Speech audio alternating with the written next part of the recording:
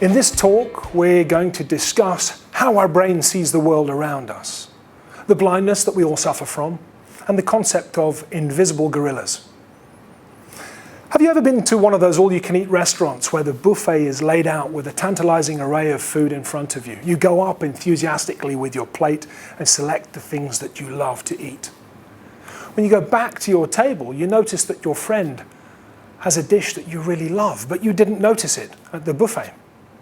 She tells you that when you were making your selection, that dish was being poured out right in front of you.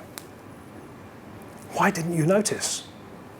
This is what psychologists call inattentional blindness. The classic study about inattentional blindness was done by Dan Simons and Chris Shabris. It features an invisible gorilla. Did you see it? The researchers had two teams pass a basketball backwards and forwards amongst them. Halfway through, a gorilla walked into the middle of the set, thumped his chest, and walked off.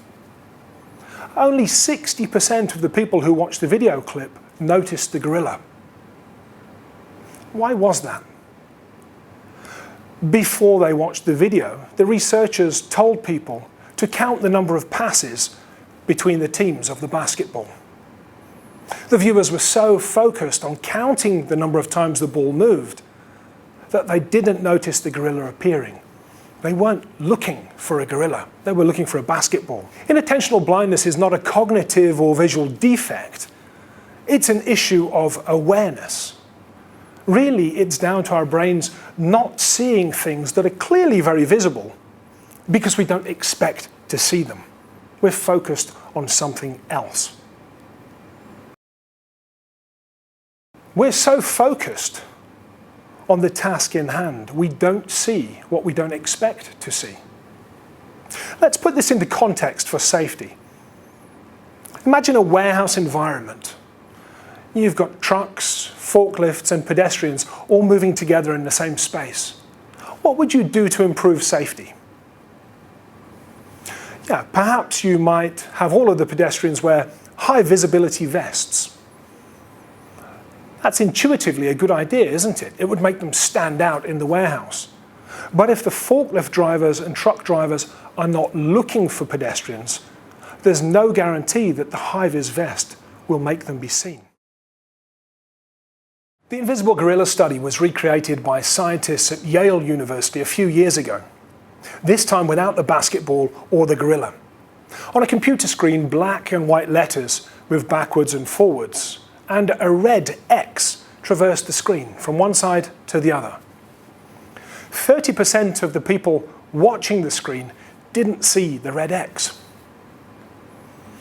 Let's go back to our warehouse. Wearing a high-vis vest, as this study shows, doesn't mean just because they stand out they're going to be seen. But it probably is better than wearing no vest at all. You see, if we pay more attention to one thing, we naturally pay less attention to other things around us. That inattentional blindness, I suppose, then is a necessary but sometimes unfortunate outcome of the way our brains work. It can certainly help people like lifeguards sitting in their tower on the beach, staring constantly at the ocean, looking for swimmers in distress. But they probably wouldn't notice if a gorilla wandered down the beach and into the water for a paddle. In safety, inattentional blindness is an evil twin. It allows us to focus intently on important tasks, but at the same time, it could cause us to miss unexpected hazards as they arise in the workplace. The illusion of attention is perfectly demonstrated by the gorilla experiment and the Red Cross experiment, how we can miss safety breaches or violations that could be right in front of us.